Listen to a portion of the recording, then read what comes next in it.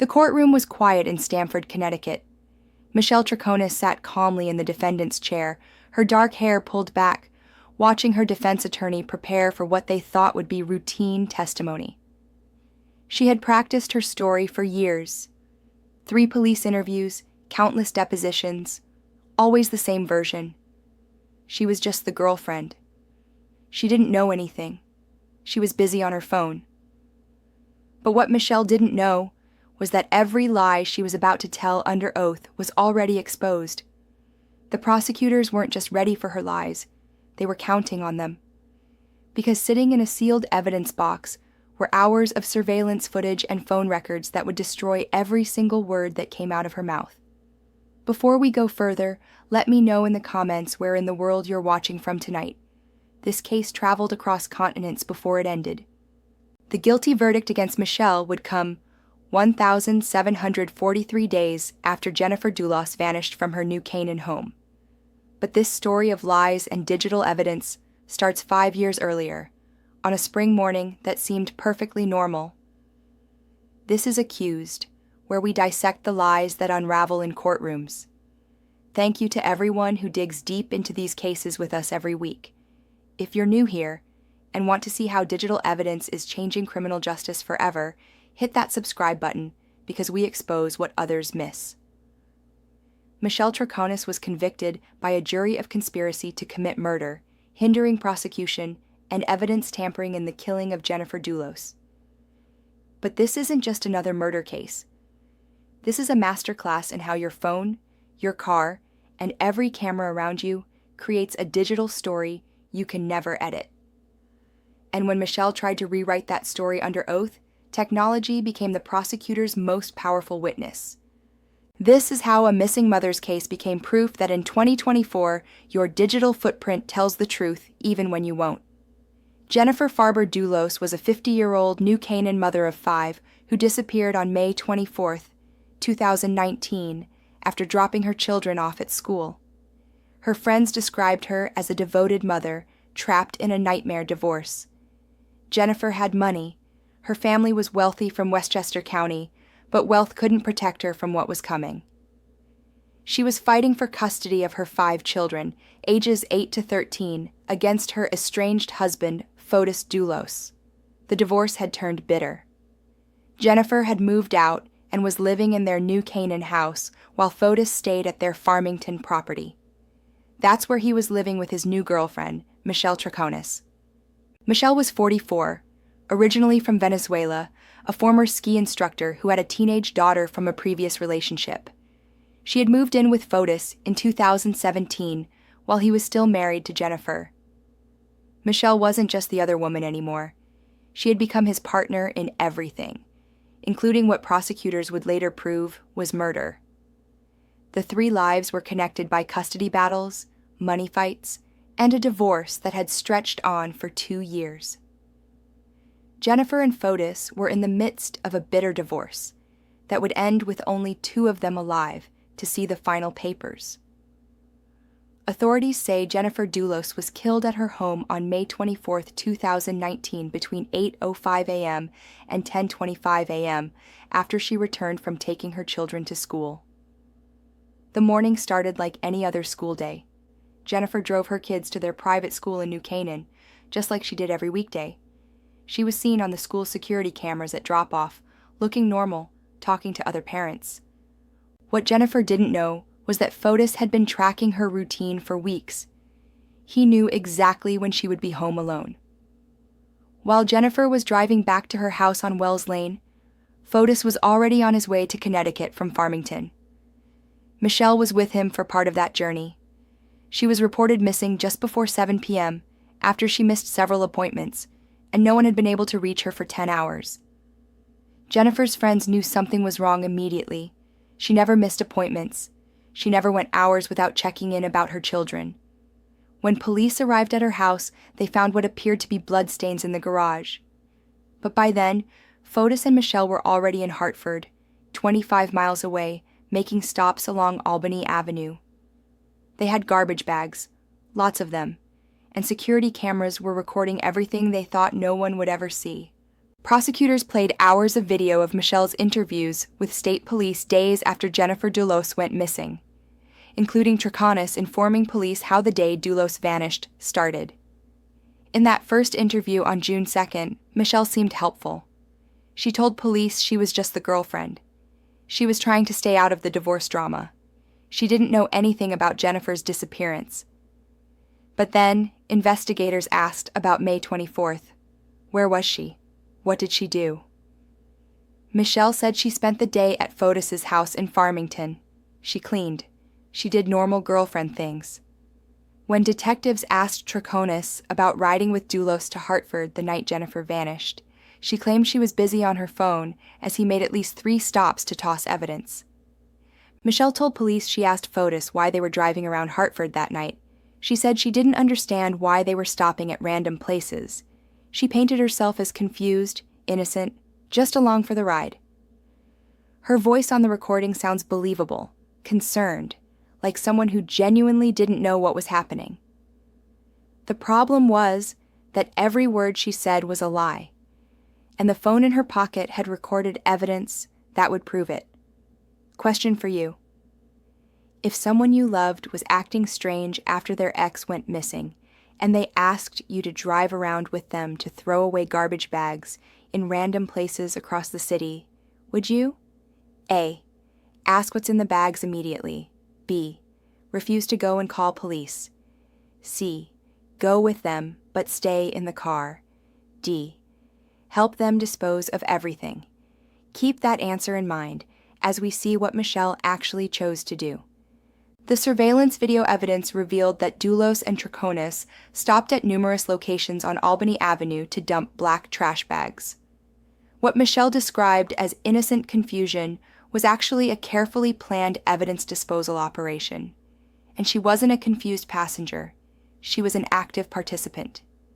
Video allegedly shows Troconis discarding a package that contained old license plates in a storm drain. The surveillance footage shows Michelle getting out of the truck, walking to specific locations, and throwing away items herself. This wasn't someone who was confused about what was happening. This was someone following a plan. Suspecting that the trash bags could contain valuable evidence, the authorities were able to take quick action to recover the bags and preserve evidence. Inside those bags, investigators found Jennifer's bloodied clothing, zip ties, and cleaning supplies. They found evidence that someone had tried to clean up a crime scene, and Michelle's fingerprints were on some of those items. After scouring 12 hours of grainy surveillance footage, investigators say they found the way Fotis Dulos drove the 70 miles to murder his wife. The digital trail was complete. Phone tower pings, ATM cameras, traffic cameras. Every movement was recorded, every stop was documented, and Michelle was there for all of it. The evidence kept building. In January 2020, Michelle was arrested and charged with conspiracy to commit murder. Troconis was convicted of conspiracy to commit murder, tampering with physical evidence, conspiracy to commit tampering with physical evidence, and hindering prosecution. But her legal troubles were just beginning. Judge Kevin Randolph recently ruled the police seizure of Troconis' cell phone was illegal, and any evidence obtained from it cannot be used during the trial. Michelle's lawyers thought they had won a major victory. Without her phone records, how could prosecutors prove what she knew and when she knew it? But prosecutors had something better than Michelle's phone. They had everyone else's phones. They had Jennifer's phone data. They had Fotis's communications. They had location data from cell towers, and they had something Michelle never expected them to find: text messages between her and Fotis that had been automatically backed up to cloud servers. Michelle had 2 choices: cooperate with investigators and tell the truth about what happened, or stick to her story and hope the evidence wasn't as strong as it looked. She chose to fight. That decision would cost her everything. In March 2024, Michelle made the risky decision to testify in her own defense. Michelle Troconis was found guilty on all counts for charges connected to the disappearance of New Canaan mom, Jennifer Dulos, after listening to weeks of witness testimony and watching hours of police interviews and surveillance footage. She had watched weeks of evidence pile up against her: surveillance videos, phone records, DNA evidence, witness testimony. But Michelle believed she could convince the jury that she was innocent, that she was just a woman in love who got caught up in something she didn't understand. So she took the stand and repeated the same story she had told for 5 years. Under oath, Michelle testified that she didn't know what was in those garbage bags. She said she was distracted by her phone during the Hartford trip.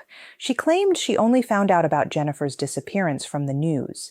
She painted herself as a victim of Fotis's manipulation, someone who was kept in the dark about his plans. The prosecutors let her talk. They let her dig herself deeper with every answer, because they knew what was coming next would destroy every word she had just said under oath. Prosecutors had no eyewitnesses, but used hours of video culled from security and surveillance cameras across the state to build their case. But the most damaging evidence wasn't just the surveillance footage, it was Michelle's own digital trail. The prosecution revealed text messages that showed Michelle and Fotis had discussed Jennifer's schedule in detail, messages about cleaning supplies being purchased, communications about alibis and timing. The metadata on these messages showed they were sent before Jennifer disappeared, proving this was planned, not spontaneous. Phone tower data placed Michelle's phone at locations she had denied being at. GPS data from Fotis's truck showed routes that contradicted her testimony about being lost or confused. The digital evidence created a timeline so precise that Michelle's lies became obvious to everyone in the courtroom. But the most devastating moment came when prosecutors showed that Michelle had researched how to clean blood from clothing on her phone. She had searched for information about police investigation techniques. She had looked up whether DNA could be recovered from burned items. This wasn't someone who was innocent and confused. This was someone who knew exactly what she was helping to cover up. The jury reached the verdict Friday after deliberating for less than 8 hours. Guilty on all counts. Michelle Troconis was convicted by a jury of conspiracy to commit murder, hindering prosecution and evidence tampering in the killing of Jennifer Dulos. Michelle Troconis was sentenced to 20 years in prison. At her sentencing hearing, Jennifer's family finally got to speak directly to the woman who had helped destroy their lives.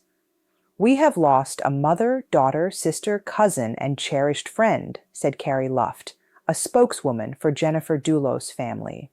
Michelle showed little emotion as the sentence was read. The woman who had spent 5 years claiming she was innocent, who had lied to police, who had committed perjury under oath, was finally facing the consequences of her choices. The Dulos' 5 children, then aged between 8 and 13, moved to New York City to live with Jennifer's mother, who was granted temporary custody. Jennifer's body has never been found, but her children now know that justice was served for their mother. Today, Jennifer's children are teenagers living with their grandmother in New York, trying to rebuild their lives without their mother. Michelle Troconis is serving her 20-year sentence in a Connecticut prison, finally paying for the lies she thought would never be exposed. This case proves something important about justice in the digital age. Your phone remembers where you went when you don't want to remember. Security cameras record what you thought no one would see. Text messages save conversations you thought were private.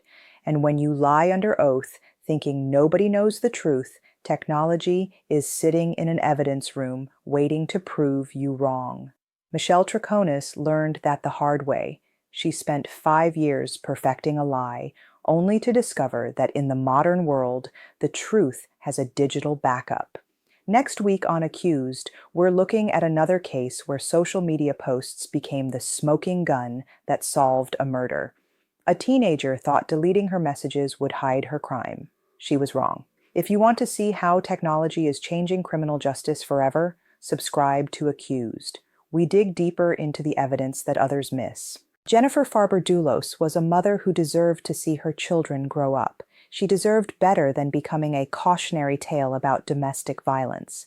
And she deserved better than Michelle Troconis helping to cover up her murder. Remember, in the digital age, every lie leaves a trace, and eventually that trace leads to the truth.